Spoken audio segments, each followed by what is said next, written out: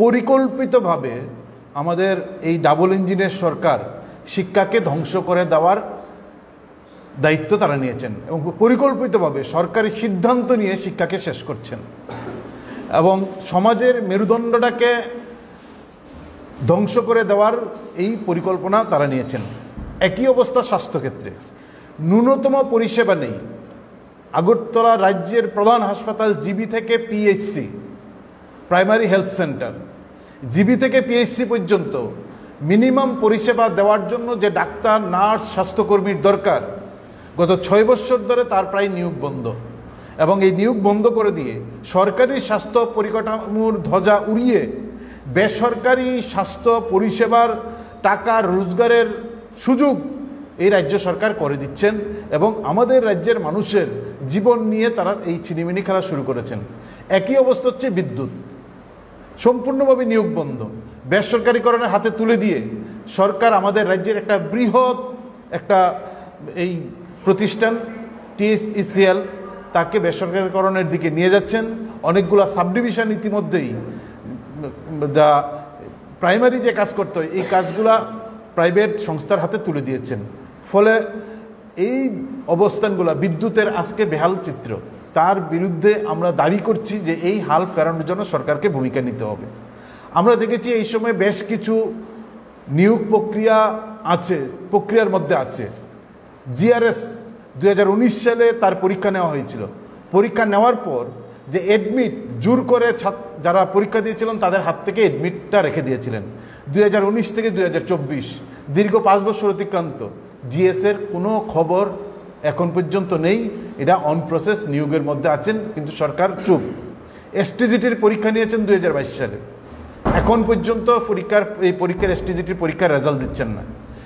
GRBT group ডির পরীক্ষা নিয়েছেন 2021 সালে, আগস্ট মাসের 20 তারিখ। 2024 সাল তার ফাইনাল রেজাল্ট এখন পর্যন্ত দিচ্ছেন না। ছেলেরা যারা পরীক্ষা দিয়েছেন তারা প্রতিদিন ধর্ণা দিচ্ছেন, মুভমেন্ট করছেন। 2021 সালে পরীক্ষা নিয়েছে জিআরবিটি গ্রুপ ডির, এখন পর্যন্ত তার রেজাল্ট দিচ্ছেন না। বিদ্যাজ্যোতিতে 2021 সালের ডিসেম্বর মাসের 10 তারিখ সরকার প্রেসমিট করে বলেছিল অনুমোদন হয়ে গেছে অর্থ দপ্তর, 1400 শিক্ষক বিদ্যাজ্যোতিতে নিয়োগ হবে।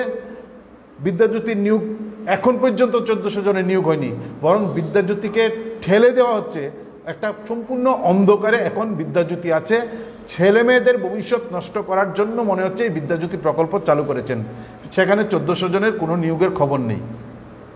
টেট পরীক্ষা নেওয়া হয়েছিল 2022 সালের ডিসেম্বর মাসে, 23-24 চলছে, বছরের পর বছর টেট পরীক্ষা। এবং নিয়ম হচ্ছে প্রতি বছর নিয়ম করে টেট পরীক্ষা নিতে হবে। আমাদের রাজ্যের গত এই সরকার আসার পর 2018 সালে এখন পর্যন্ত মাত্র 3 বার টেট পরীক্ষা নিয়েছেন। 6 বার নেওয়ার কথা, 6 বারের জায়গায় 3 বার টেট পরীক্ষা নিয়েছেন। কিন্তু তার আগে যখন বামফ্রন্ট সরকার ছিল আমরা দেখেছি কোনো বছরে 2 বার টেট পরীক্ষা নিয়েছেন। আর এখন এই সরকার বছর পর বছর টেট পরীক্ষা বন্ধ রাখছেন। পিআই নিয়োগের কথা গত 6 বছরে আমার ধারণা মহাকরণে বসে আমাদের রাজ্যের বিভিন্ন মন্ত্রী, কখনো তথ্যমন্ত্রী, কখনো যুব কল্যাণ দপ্তরের মন্ত্রী, কখনো শিক্ষামন্ত্রী, মিনিমাম 50 বার প্রেসমিট করেছেন এবং প্রেসমিট করে বলছেন যে আমরা দ্রুত পিআই নিয়োগ করব স্কুলের জন্য। 50 বার, কিন্তু এই 50 বারে 5 জন পিআই এখন পর্যন্ত, এই 2018 সাল থেকে এখন পর্যন্ত একজন পিআই নিয়োগ হয়নি। ফায়ার সার্ভিসের ইন্টারভিউ নেওয়া হয়েছে 304 জন, আর 25 জন ড্রাইভার, মোট 329 জন আমরা দেখলাম ইন্টারভিউ নেওয়া হয়েছে। এখন এটা ফ্রিজে ঢুকিয়ে দেওয়া হয়েছে। ইঞ্জিনিয়ারিং 2007 থেকে 2017 সাল, এই লাস্ট এই 10 বছরে 1775 জন ইঞ্জিনিয়ার নিয়োগ করেছিল তৎকালীন বামফ্রন্ট সরকার, 2007 থেকে 2017। এই যে 2017 সাল পর্যন্ত 1775 জনের নিয়োগ ইঞ্জিনিয়ার হয়েছিল, তারপর থেকে সম্পূর্ণভাবে ইঞ্জিনিয়ার নিয়োগ বন্ধ।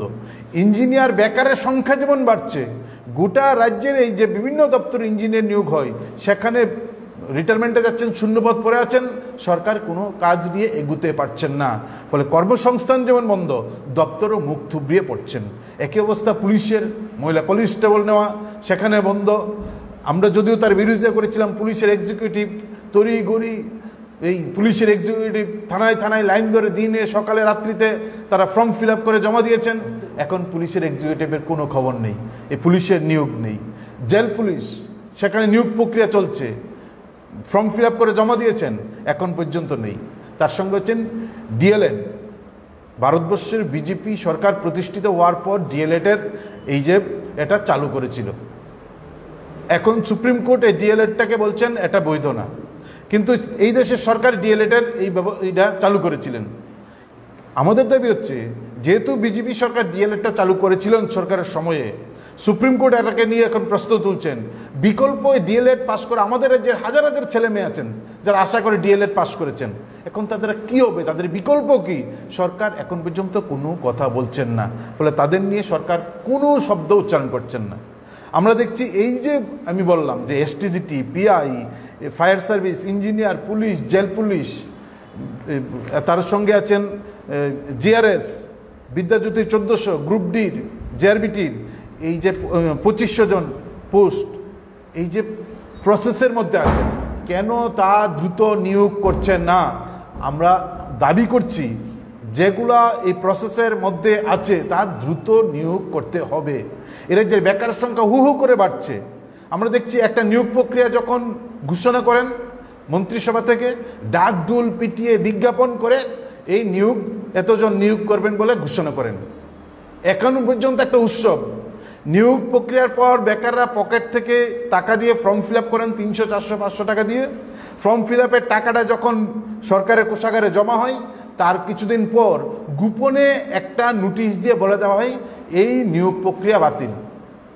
এখন আমাদের প্রশ্ন হচ্ছে, সরকার কোষাগারে টাকা রোজগারের জন্য কি বেকারের পকেট কেটে নিয়োগের ঘোষণা দিচ্ছেন?